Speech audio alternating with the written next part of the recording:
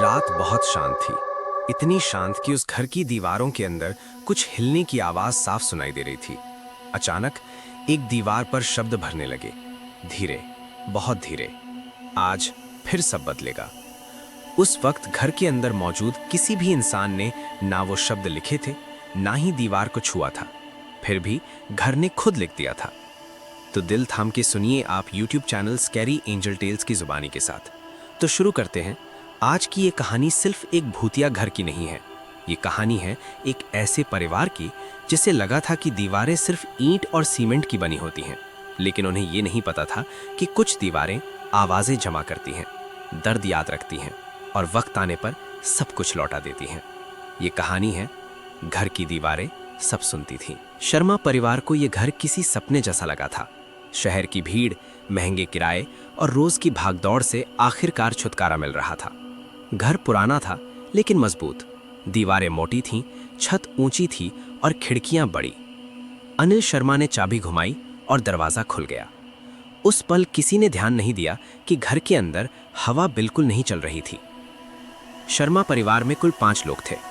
अनिल शर्मा 42 साल, शांत स्वभाव, पर अंदर ही अंदर दबा हुआ गुस्सा। सुनीता शर्मा 38 साल, हर बात को दिल में रखने वाली। रोहन 17 साल, जो बहुत कुछ देखता था पर बोलता नहीं था। नेहा 11 साल, जिसे अक्सर लगता था कोई उसे देख रहा है। दादी शांति देवी 70 साल, जो दीवारों को ऐसे देखती थीं जैसे वो कुछ पहचानती हों। घर में कदम रखते ही सुनीता को अजीब सा लगा। जब उसने कहा घर अच्छा है, तो उसकी आवाज़ थोड़ी देर बाद फिर से सुनाई दी, जैसे किसी ने उसे वापस दोहरा दिया हो। दादी शांति देवी चुपचाप दीवार पर हाथ फेरती रहीं।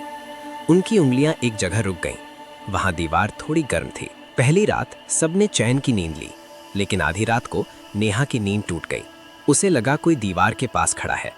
जब उसने ध्यान से देखा तो कुछ नहीं था, लेकिन दीवार से बहुत हल्की सी आवाज आ रही थी, जैसे कोई धीरे धीरे सांस ले रहा हो। तीसरे दिन अनिल और सुनीता के बीच छोटी सी बात पर बहस हो गई।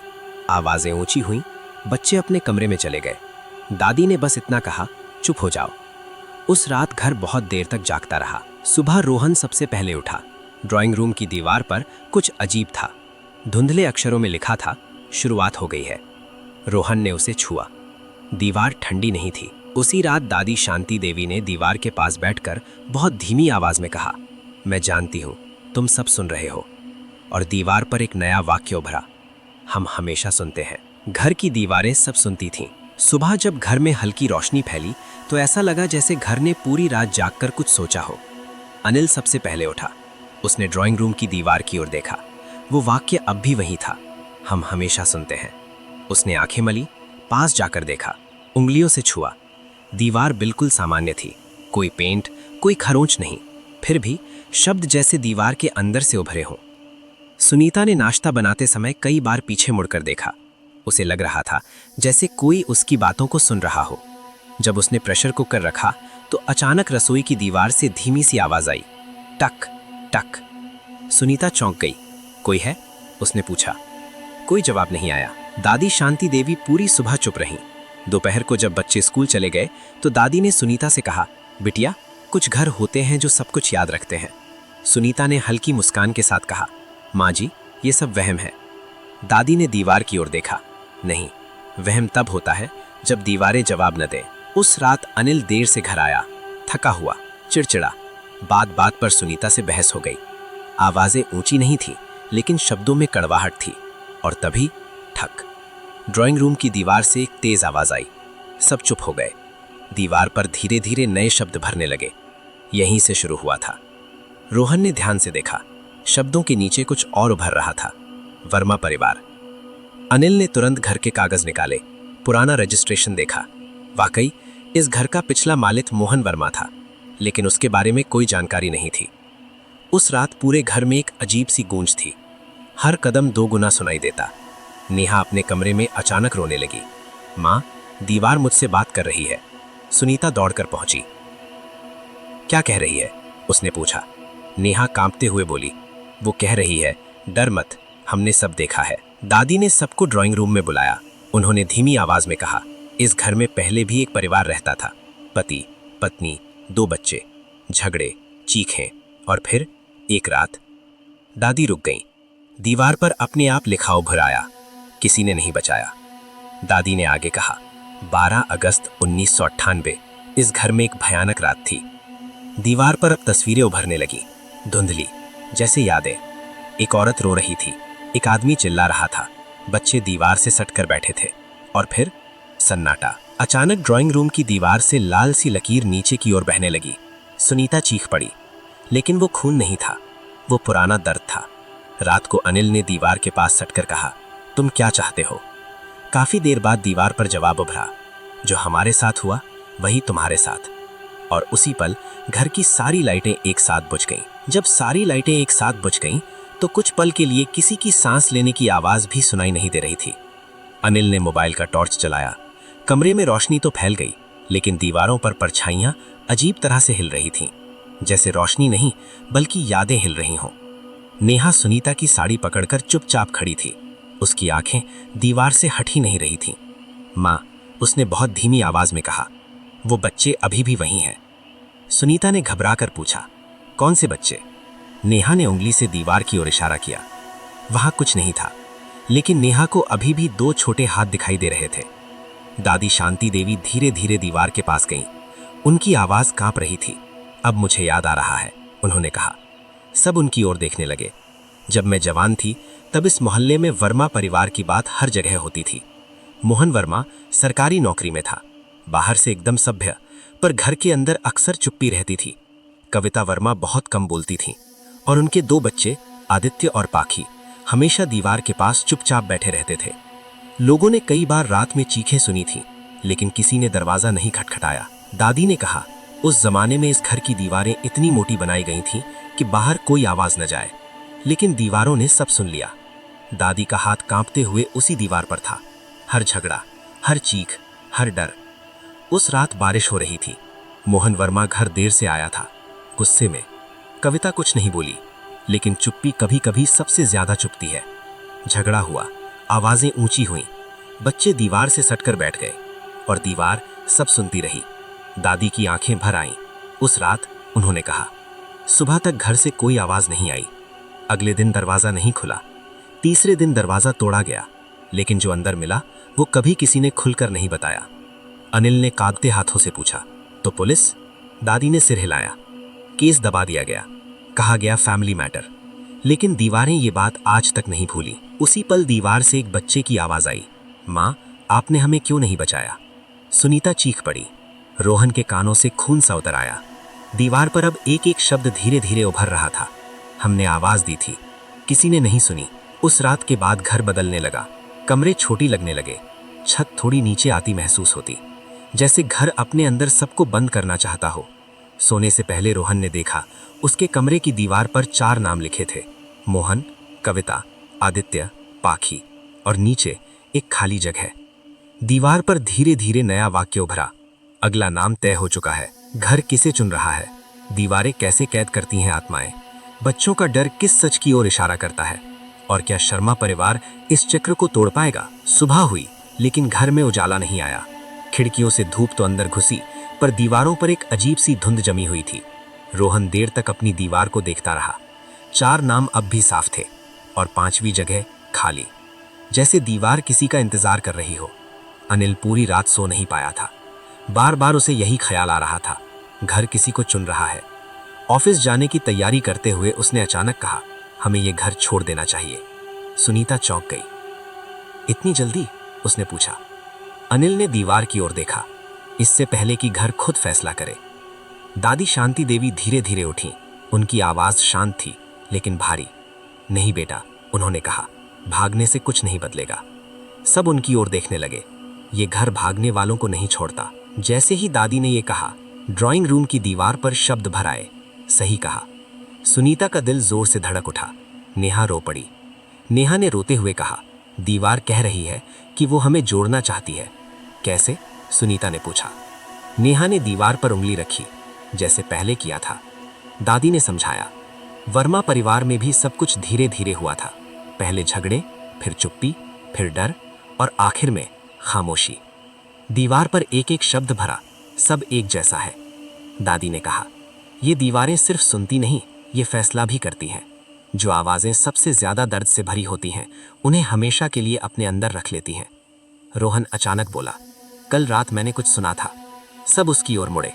दीवार कह रही थी, एक को चुनना होगा ताकि सब याद रह सकें। सुनीता कांप गई। एक कौन? उसने पूछा। रोहन ने धीरे से कहा, परिवार का कोई एक। उसी पल खाली जगह पर एक अक्षर उभरा, श। दादी की सांस अटक गई। श, उन्होंने फुसफुसाकर कहा। दीवार ने पूरा किया, शांति। दादी का नाम था।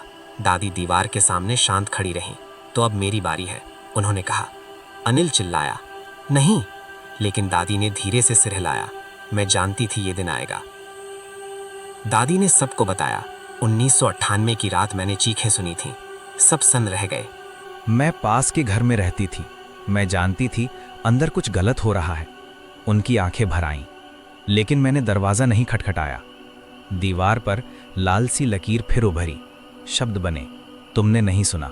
दादी ने आंखें बंद कर लीं। इसलिए अब दीवारें मुझे सुनना चाहती हैं। दोस्तों, मैं आपका 20 सेकंड लेना चाहूँगा। मेरे प्यारे दोस्तों, ज़रूरी बात, अगर कहानी पसंद आ रही हैं तो स्कैरी एंजल टेल्स को लाइक और सब्सक्राइब ज़रूर करें। अब कहानी आगे बढ़ाते हैं। सुनीता रोते हुए बोली, माँ जी, हम कुछ कर सकते हैं। दादी ने उसका हाथ पकड़ा। कुछ चक्र टूटते नहीं। उस रात दादी अपने कमरे में गईं। उन्होंने दीवार के पास दिया जलाया और बहुत धीमी आवाज़ में कहा, अब मैं सुन रही हूँ। सुबह दादी के कमरे का दरवाज़ा अपने आप खुला। कमरा खाली था, लेकिन दीवार पर एक नया नाम जुड़ चुका था, शांति देवी। और नीचे लिखा था, अब घर पूरा है। दादी कहाँ गईं?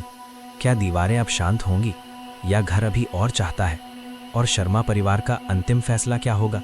दादी शांति देवी के जाने के बाद घर में कोई रोया नहीं। ये सबसे डरावनी बात थी। सुनीता बार बार दादी के कमरे में जाती, पर वहाँ कुछ भी नहीं बदला था। बिस्तर वैसा ही था, दिया बुझ चुका था।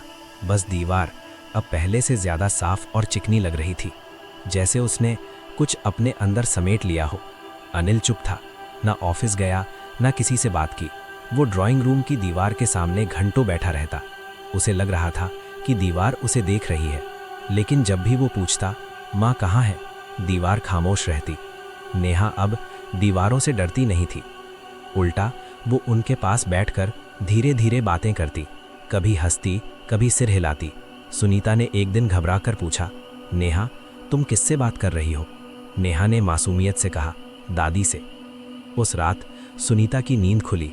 उसे लगा कोई उसका नाम ले रहा है, सुनीता। वो डरते हुए दीवार के पास गई। दीवार ठंडी नहीं थी, उसमें हल्की सी धड़कन थी। और फिर बहुत धीमी आवाज़ आई, हमने उसे सज़ा नहीं दी। सुनीता काँप गई। अगली सुबह दीवार पर अपने आप शब्द उभरे। जो सुन सकता था उसे सुनना ही था। रोहन ने पढ़ा। इसका मतलब? उसने पूछा। अनिल ने पहली बार आंखें उठाईं। घर दोषी को नहीं, चुप रहने वाले को चुनता है। उस दिन दीवारों से लगातार आवाज़ें आने लगीं, झगड़े, रोना, बच्चों की सिसकियाँ। घर फिर से 1998 बन रहा था। नेहा ने कान ढक लिए। अब बहुत जोर से है, उसने कहा। अचानक दीवार पर नया वाक्य उभरा, संतुलन अभी पूरा नहीं हुआ। सुनीता चीख पड़ी, अब और कौन? दीवार ने जवाब नहीं दिया, लेकिन रोहन ने देखा, नामों की सूची में एक जगह अब भी खाली थी। रोहन को एक पुरानी बात याद आई। दादी ने एक बार कहा था, सबसे ज़्यादा सुनने वाला सबसे पहले टूटता है। रोहन समझ गया। वो बचपन से झगड़े सुनता आया था, चुपचाप। उस रात रोहन अकेला ड्राइंग रूम में बैठा। उसने दीवार से कहा, अगर किसी को चाहिए तो मुझे ले लो। दीवार पहली बार बहुत देर तक चुप रही। धीरे धीरे दीवार गर्म होने लगी। नामों की सूची हल्की सी चमकी, लेकिन कोई नया नाम नहीं जुड़ा। इसके बजाय एक नया वाक्य उभरा, बलिदान याद रखा जाएगा। उस रात घर बिल्कुल शांत हो गया। कोई आवाज़ नहीं, कोई फुसफुसाहट नहीं। सुनीता और अनिल डरते हुए सो गए। सुबह जब सब उठे, दीवारें सामान्य थीं, नामों की सूची गायब थी। लेकिन नेहा ने एक बात कही, अब दादी सो रही हैं और घर भी। क्या ये सच में अंत है? रोहन के बलिदान का असर, घर की अंतिम सच्चाई, और क्या दीवारें फिर कभी बोलेंगी? सुबह की रोशनी पहली बार घर में ठीक से फैली। खिड़कियों से आती धूप दीवारों पर पड़ी, लेकिन किसी भी दीवार पर अब कोई शब्द नहीं था। अनिल ने गहरी सांस ली। उसे लगा शायद सब खत्म हो गया है, लेकिन सुनीता जानती थी ये चुप्पी सामान्य नहीं थी। अब दीवारें बोलती नहीं थीं, लेकिन वे सुनना बंद भी नहीं हुई थीं। जब अनिल और सुनीता धीमी आवाज में बात करते तो शब्द थोड़ी देर तक कमरे में तैरते रहते, जैसे कोई उन्हें पकड़ने की कोशिश कर रहा हो। अनिल पहले जैसा नहीं रहा। वो कम बोलता पर ज्यादा सुनता। कभी कभी दीवार से कान लगाकर काफी देर खड़ा रहता। एक दिन सुनीता ने पूछा, अब कुछ सुनाई देता है? रोहन ने सिर हिलाया, नहीं, अब सब मेरे अंदर सुनाई देता है। नेहा ने एक रात डरते हुए बताया, मैंने सपना देखा कि दादी दीवार के अंदर बैठी हैं। वो क्या कर रही थी? नेहा ने जवाब दिया, वो सबको चुप करा रही थी। कुछ दिन बाद अनिल ने घर बेचने का फैसला कर लिया। डील के कागज टेबल पर रखे थे। जैसे ही उसने पेन उठाया, ड्राइंग रूम की दीवार पर बहुत हल्के अक्षर उभरे, क्या अब भी नहीं सुनोगे? अनिल का हाथ कांप गया। रोहन आगे आया, घर नहीं बदलेगा, उसने कहा, सुनने वाले बदलते हैं। अनिल ने उसकी ओर देखा, हम जहां भी जाएंगे जो सुना है वो हमारे साथ जाएगा। उस रात सुनीता को एक परिचित खुशबू आई, अगरबत्ती की। वो चौंक कर उठी। दीवार के पास एक हल्की सी परछाई थी। कोई शब्द नहीं, कोई आवाज नहीं, बस एक एहसास, जैसे दादी अब भी वहीं हो। रोहन ने सबको बताया, घर ने किसी को मारा नहीं, उसने सिर्फ वो आवाजें इकट्ठी की जिन्हें किसी ने सुना नहीं। सुनीता की आंखें भर आईं। अनिल ने कागज फाड़ दिए। हम नहीं भागेंगे, उसने कहा, अगर सुनना पड़े तो हम सुनेंगे। उस रात घर में कोई डर नहीं था, सिर्फ हल्की सी गूंज, जैसे दीवारें सांस ले रही हों। सोने से पहले नेहा ने मुस्कुरा कर कहा, अब दीवारें खुश हैं। और पहली बार उस घर में सभी लोग शांत नींद सोए। उस सुबह घर में अजीब सी हल्कापन था, ना कोई डर, ना कोई शब्द, ना कोई फुसफुसाहट, जैसे घर ने बहुत लंबे समय बाद आराम की सांस ली हो। सुनीता ने खिड़की खोली, हवा अंदर आई। दीवारें पहली बार सिर्फ दीवारें लग रही थीं। अनिल अब गुस्से में चुप ही रहता था। अगर मन में कुछ होता तो वो बोल देता। सुनीता ने दिल में बातें दबाना छोड़ दिया। रोहन अब सिर्फ सुनता नहीं था, वो समझने लगा था। और नेहा अब दीवारों से बातें नहीं करती थी। एक दिन सुनीता को दादी के कमरे में पुरानी माला मिली, वही माला जो दादी हर शाम दीवार के पास बैठकर जप करते समय पकड़ा करती थी। सुनीता ने माला उठाई। उसी पल दीवार पर बहुत हल्का सा वाक्य उभरा, अब सब सुना जा चुका है। रोहन ने धीरे से कहा, दीवारें कभी बुरी नहीं थीं। सब उसकी ओर देखने लगे। वे सिर्फ उन आवाजों को संभाल रही थीं जिन्हें कोई सुनना नहीं चाहता था। अनिल की आंखें नम हो गईं, और जब बोझ बढ़ गया, रोहन ने आगे कहा तो उन्होंने उसे लौटा दिया। उस रात रोहन ने सपना देखा, एक औरत, 2 बच्चे और एक आदमी, सब शांत खड़े थे। उनके चेहरे पर कोई दर्द नहीं था। वे धीरे धीरे धुंध में घुल गए और पीछे बस एक वाक्य छोड़ गए, अब हमें भी सुना गया। सुनीता ने ड्राइंग रूम में एक दिया जलाया, दादी की याद में। सब चुपचाप दिए को देखते रहे। कोई आवाज नहीं आई, कोई शब्द नहीं उभरा। आधी रात को हल्की सी आवाज हुई, जैसे कोई दरवाजा बंद कर रहा हो। लेकिन जब अनिल उठा तो सब सामान्य था, सिर्फ दीवार थोड़ी गर्म थी, जैसे किसी ने अलविदा कहा हो। रोहन ने मन ही मन सोचा, कुछ घर डरावने नहीं होते, कुछ घर हमारी खामोशी से भरे होते हैं। महीने बीत गए, घर अब एक सामान्य घर था, लेकिन शर्मा परिवार सामान्य नहीं रहा।